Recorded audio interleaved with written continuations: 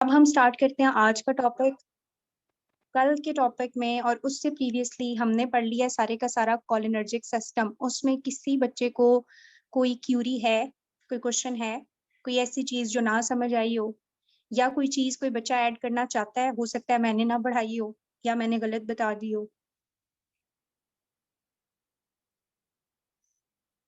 या पढ़ लिया सब कुछ, या पढ़ने की जहमत ही नहीं की हुई किसी ने है।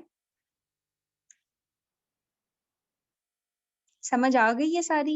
पूरा कोलिनर्जिक सिस्टम आता है?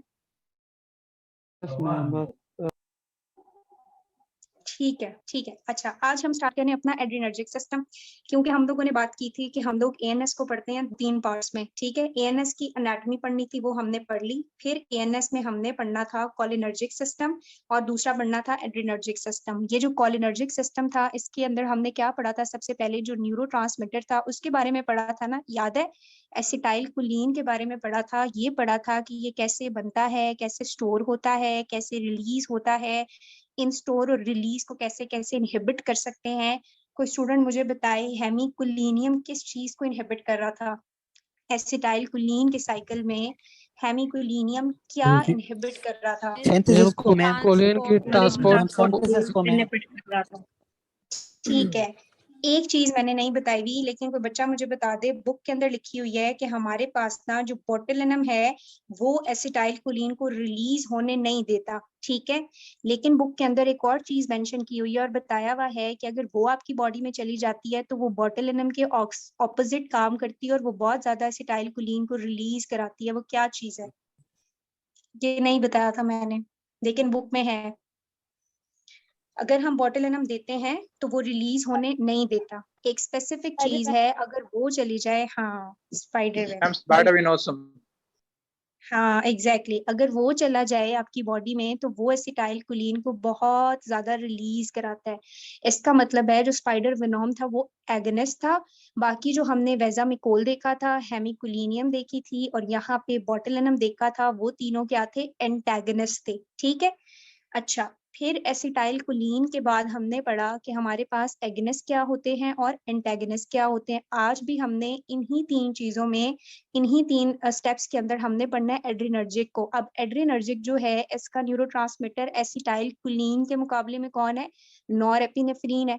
तो सबसे पहले मैं आप लोगों को बताऊंगी कैटजन के अंदर, ऑल्दो इसको पहले चैप्टर के अंदर किया हुआ है, लेकिन अगर हम साथ करें तो वो ज्यादा सही है।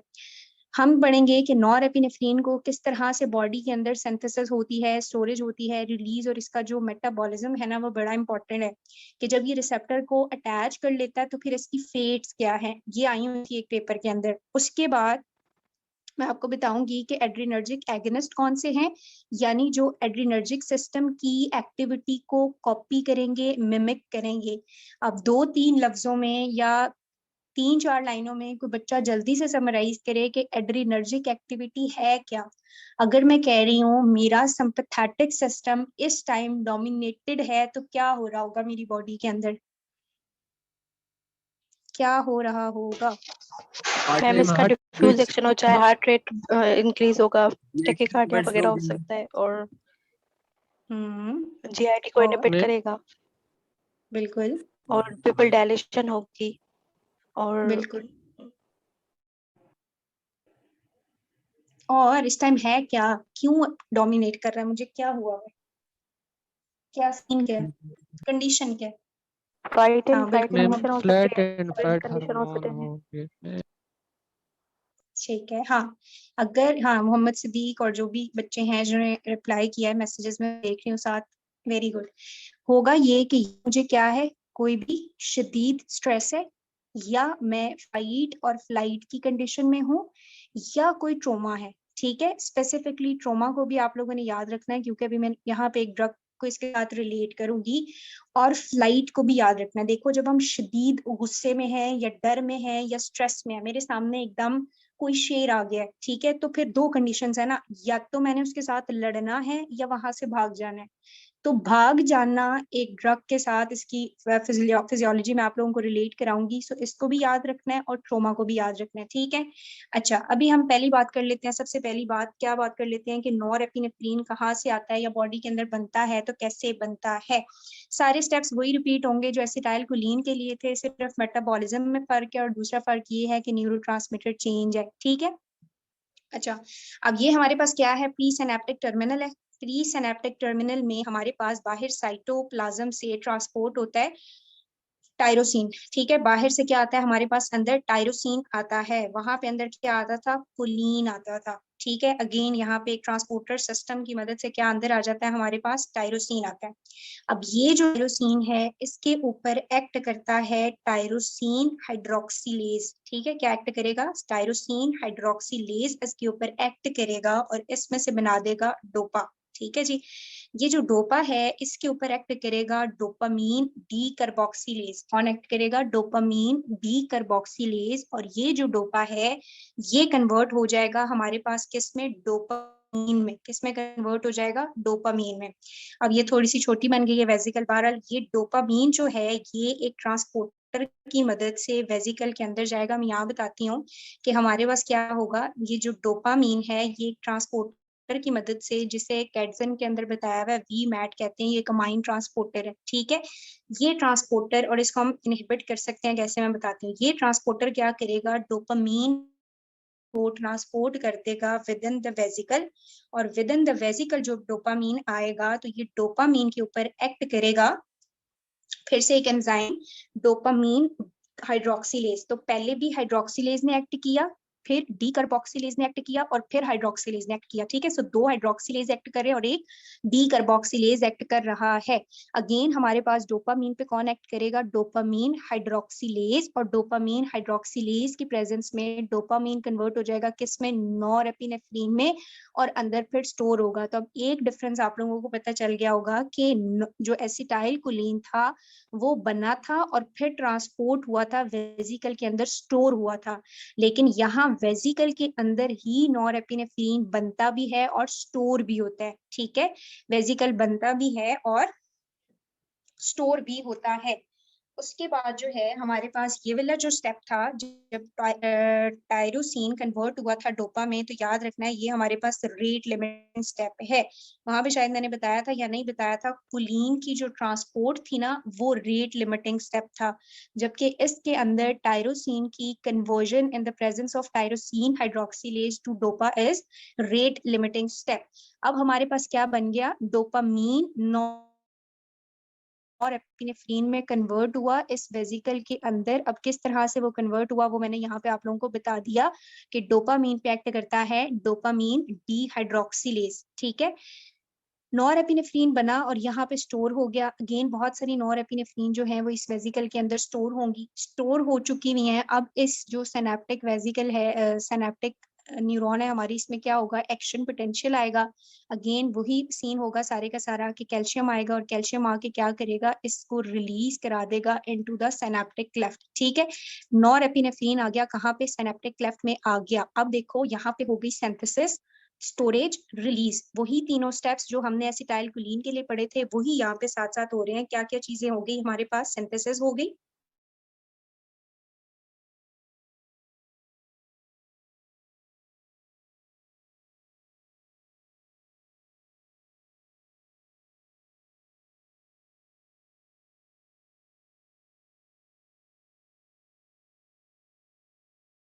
मैम। अल्फा हाँ 2 बीटा 1 बीटा 2 डोपामाइन। बिल्कुल ठीक है। अच्छा, अब ये जैसे हमने वहां पे पढ़ी थी ना साथ साथ इनहिबिशन पढ़ी, रिकॉर्डिंग अभी स्टार्ट हुई है, पहले नहीं थी। अच्छा,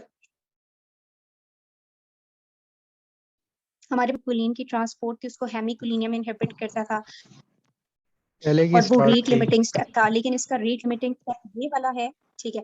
रेट लिमिटिंग स्टेप इसका ये वाला है, तो यहाँ पे इनहिबिशन करेंगे एक ड्रग की मदद से जिसका नाम होता है हमारे पास, वो भी एंटागनिस्ट होगी, उसका नाम होता है मेट टायरोसिन, ठीक है, मेट टायरोसिन। अब देखो इसको पता नहीं कहीं सुना था मैंने इसको, मतलब इसको ये कह लो कि ये क्या कह रहा है, मी टायरोसिन, यानी टायरोसिन मैं हूँ, ठीक है। तो टायरोसिन के साथ ये compete करता है, सही है। और ये वाला जो एंजाइम है ना टायरोसिन हाइड्रोक्सिलेज, इसको कहता है मैं टायरोसिन हूँ मुझे लो। तो ड्रग इसके ऊपर एक्ट करती है और इसको इनहिबिट कर देती है और ये स्टेप फर्दर प्रोसीड ही नहीं होता। तो मेट टायरोसिन किसको इनहिबिट करेगी, आके टायरोसिन हाइड्रोक्सिलेज को, टायरोसिन के साथ compete करती है और इस रेट लिमिटिंग स्टेप को क्या करेगी, इनहिबिट कर देगी। एक बात हो गई। दूसरी बात मैंने बताई है कि ये जो ट्रांसपोर्टर है ना, यहाँ पे जो ट्रांसपोर्टर है ये एक अमाइन ट्रांसपोर्टर है। वहां पे भी हमने देखा था कि ट्रांसपोर्टर को कौन, मतलब जो वेजिकल के अंदर ट्रांसपोर्ट हो रही थी उसको कौन इनहिबिट कर रहा था, वेजिमाकोल। तो यहाँ पे भी ट्रांसपोर्टर यूज होता है वी मैट, ठीक है। ये वी मैट जो है ये एक अमाइन ट्रांसपोर्टर है और इस वी मैट को हम इनहिबिट कर सकते हैं रीजरपाइन की मदद से, ठीक है। इसको हम क्या कर सकते हैं, इनहिबिट कर सकते हैं किसकी मदद से, रिजरपाइन की मदद से। तो दूसरी एंटागनिस्ट हमारे पास कौन आ गई है, रिजरपाइन। एक बच्चे ने लिखा भी है, गुड, ठीक है, उसको आता था पहले से। उसके बाद जो है थर्ड चीज आ जाती है हमारे पास इसकी रिलीज। तो वहां पे रिलीज को इनहिबिट करता था बोटुलिनम। यहाँ पे भी नॉरएपिनेफ्रिन की रिलीज को इनहिबिट किया जा सकता है ग्वानिथिडीन से, ठीक है। ग्वानिथिडीन से इसकी रिलीज को इनहिबिट किया जा सकता है। सिंथेसिस हो गई, स्टोरेज हो गई, रिलीज हो गया और तीनों के ब्लॉकर्स हमने देख लिए। अब अगली बात है इसकी अटैचमेंट। इसकी अटैचमेंट होती है अल्फा या बीटा रिसेप्टर्स पे। अल्फा और बीटा रिसेप्टर्स हमने पहले भी पढ़े थे और थोड़े से अभी भी पढ़ाऊंगी, ठीक है। अब यहाँ पे समझ लो कि ये अगर हमारे पास क्या है, अगर ये हमारे पास जो है वो ब्लड वेसल है तो यहाँ पे अल्फा 1 होगा, ठीक है, स्मूथ मसल है। अगर ये मेरे पास हार्ट होता, हार्ट की सेल्स होते हैं तो क्या होता है, यहाँ पे बीटा 1 होता। अगर ये ब्रोंक्यूल्स वगैरह होती तो यहाँ पे बीटा 2 होते। बहरहाल जो भी रिसेप्टर है अल्फा बीटा डिपेंड कर रहा है कि इफेक्टर ऑर्गन कौन सा है, ठीक है। अगर जो भी रिसेप्टर है तो इसने क्या करना है, रिसेप्टर के ऊपर आके अटैच होना है, ठीक है। अटैचमेंट के बाद इसने सेकंड मैसेंजर सिस्टम के थ्रू क्या करना है, काम करना है। अब इसके जो सेकंड मैसेंजर सिस्टम है वो दोनों हो सकते हैं। मेरा ख्याल है अल्फा के केस में जो है वो साइक्लिक केएमपी होता है और बीटा के केस में फॉस्फोलाइपेज ही होता है। तो दोनों को ये यूज करता है, अभी मैं कंफर्म भी कर देती हूँ, ठीक है। सो साइक्लिक एएमपी यानी कि एडिनाइल साइक्लेज को यूज करके साइक्लिक एएमपी के लेवल्स को बढ़ा के भी ये काम कर सकता है या कम करके भी, और सेम एज ये एडिनाइल साइक्लेज के अलावा सेकेंड मैसेंजर सिस्टम के तौर पे किसको भी यूज करता है, फॉस्फोलाइपेज को भी। बहरहाल इसने अटैच होना है, सेकेंड मैसेंजर सिस्टम्स को एक्टिवेट करना है और अंदर रिस्पॉन्स जनरेट करा देना है जो ये जनरेट कराना चाहता है। रिस्पॉन्स की डिटेल में भी हम नहीं आ रहे हैं, अभी हम देखेंगे कि अटैचमेंट के बाद इसकी क्या होनी है, डिग्रेडेशन या इसका जो मेटाबॉलिज्म है वो बड़ा इंपॉर्टेंट है, ठीक है। अब ये वाली बातें अगर आपको समझ आ गई हैं तो हम चलते हैं इसके अगले स्टेप के ऊपर जो कि क्या है, इसका मेटाबॉलिज्म। सो हमने अगली बात देख ली कि इसकी क्या हो गई, अटैचमेंट हो गई। अब हम देखते हैं कि इसका मेटाबॉलिज्म किस तरह से होना है या इसकी फेट्स क्या है। मेटाबॉलिज्म होता है बच्चों 3 तरीकों से, या तो इसने क्या करना है, यहाँ से डिफ्यूज कर जाना है आपकी सिस्टेमिक सर्कुलेशन में और वहां से आउटसाइड द बॉडी, ठीक है। डिफ्यूज कर जाना है टुवर्ड सिस्टेमिक सर्कुलेशन, एक बात ये हो गई, इसने वहां जाके खत्म हो जाना है।